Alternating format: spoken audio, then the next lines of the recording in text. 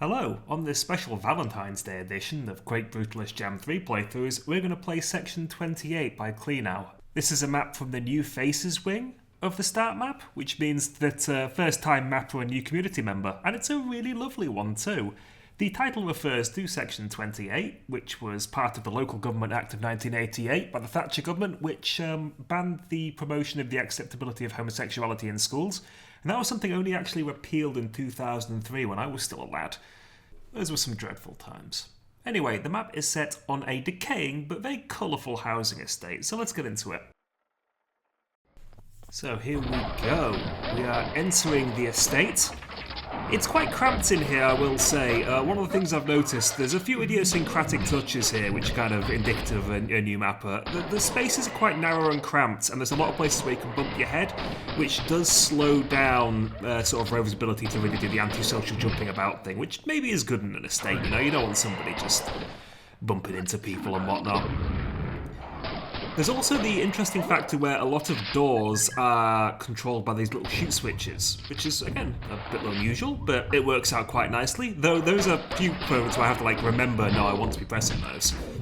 Progression as well, it's kind of labyrinthine in a way, but it usually uses, enemy breadcrumbs to push you around and kind of lead you from place to place, which we're taking advantage of here, and we're getting some nice combos in as well with the wrench and the pistol, so I'm having a good time.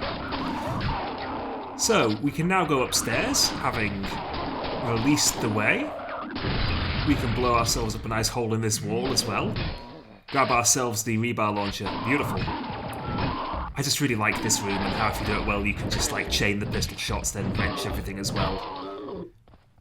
Shame it's fallen to disrepair though. I mean, housing estates were nice and are nice. I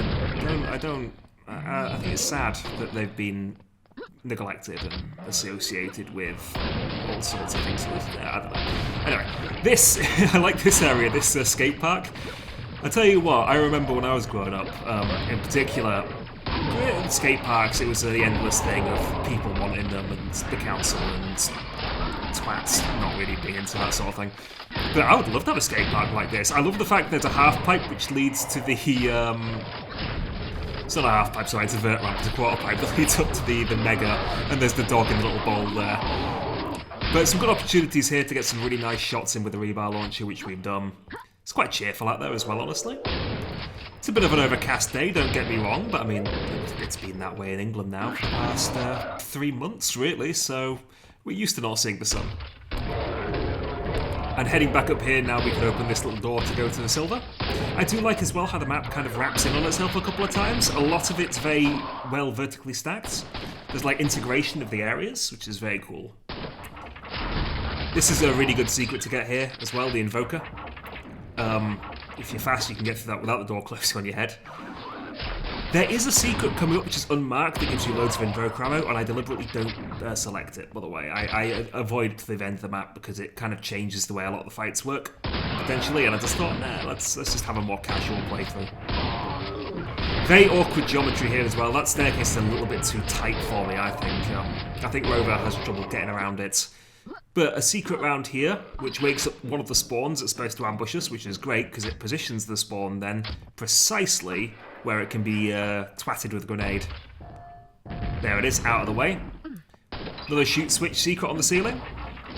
Quite a few secrets that require you to look up, which is tricky. And then there's this outer courtyard area here, which kind of is a hub that we come back to where the exit is as well. I love the ladder with the rainbow. I think it looks really nice, and I like this the use of the sort of greenery as well. It's just a really neat area. The geometry on this map is fab. I think it's really fab. And the moon's in the sky as well. It's one of those days. Ooh. So we're collecting our secrets here. Perhaps there'll be a better use for these, but I don't really think so. Another nail gun there, if you didn't find the one in the secret. But vampirism's fun here, because it means we can just really juice up our health. I've done this a couple of times. Bloody hell. These fiends are can be really, really awkward. Thankfully in this situation they weren't. There's a really cheeky spawn there, which I love. Get another keycard. Heading our way back up the staircase. So much health. And I love how this is the super secret, the dope fish up there. It doesn't feel like it's any harder to find than the other secrets. If anything, it feels like it's one of the easiest ones to get. But that's the one which is considered to be a super secret, which is cute. It's fair enough. There's a lot of paths which I don't take on this map as well, which just loop back to other areas. Some of them will be closed off, but some of them will be open, and they're just backtracking things and for loops. There's also a few like hallways you can go down to which lead to infinite looping like corridors, which just silently teleport you in a circle. So I try and avoid those.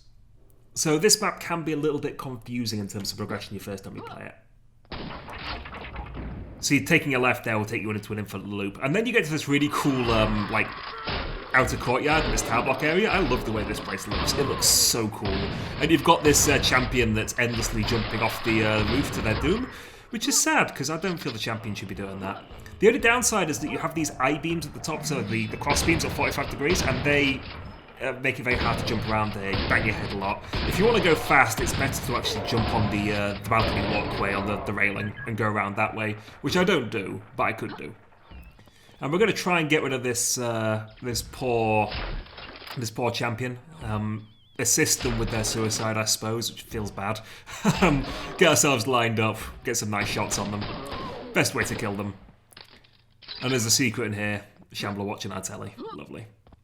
Now, it's worth mentioning, with these doors that open outwards, it is possible to make the map soft lock, which is a bit of a pain. There's a silver key one, which is coming up down here.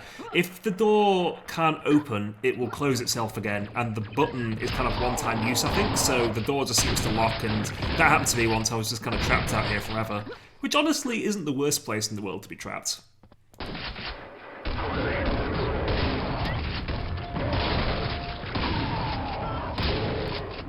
Another multi-missile launcher available here in a secret. So good. And this area here, this is kind of a dour area. It's quite grim. I'm not sure what the function of this area would have been, for example, in the building. But both the paths here, if I were to follow them around, it just silently loops me to the other side, I believe. So it's a little bit strange, but it's easier just to camp this hall here, use the rebar launcher, kill everything, sort of soak up the damage. It's unusual as well that champion's active. Usually they don't become active until you go to the exit doorway. I'm not sure what I did to make them wake up there, so it was a little bit weird for me because I just wasn't expecting them there. I thought that's a bit weird.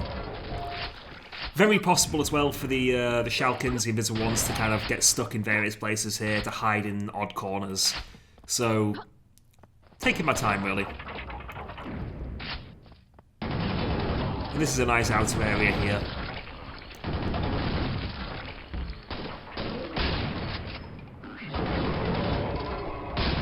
This door, just it's the backtracking door. You don't need to go through here.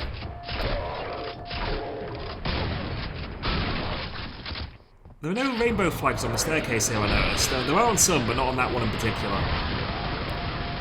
Which is a shame. I would have liked the rainbow flags on that particular staircase. It would look really nice. Cheeky. I do wonder what Rover is doing here, because I don't know. It seems to be like she's coming into their apartment and social complex and social housing estate and smashing up things. It doesn't feel quite right. It's like they're coming out of their homes here to chase her off. Are we in the wrong? Potentially. I like this outer area though. It's very nice looking. I do like it. Ooh, fabulous. So I don't have much to say to that. I'm just enjoying this map. It's just a nice, fun map to play. And walking into grenades, very unfortunate. So open this door. We're back into the final area. This is the exit, by the way. So we have one last ambush where things kind of push down upon you. Stuff spawns in a little bit too slow to be dangerous with the multi-missile launcher. Maybe if the spawns were a little bit faster, it would have complicated things here. There is a shambler at the end that does complicate things somewhat, but I've got so many rockets, you get 50 from that big pack on the balcony outside the building, which just lets me sort of crush everything. And then there's one last unmarked secret. So if you come up here, and if you stand just over ye high and just shoot, there's a button you can shoot. You can get to the very top, right? And you jump along these flags here on this balcony, and that's 5 invoker shots. That's a hell of a lot of ammo, and that really changes it because you only got 2 shots otherwise with the invoker. there you go, Section 28 by Cleanow. I really like this map, or Cleanow, I'm not sure how to pronounce it, I apologise. I really do enjoy this map, it's a lot of fun. It's a really nice little estate as well, I think it's lovely. I think that if it was maintained a bit, clean it up, it'd be a lovely place to live. Anyway, be gay, do crime, hate Thatcher. Never a truer word spoken, you know? Never a truer word spoken. So, thanks very much. Until next time, have yourself a lovely Valentine's Day. Goodbye.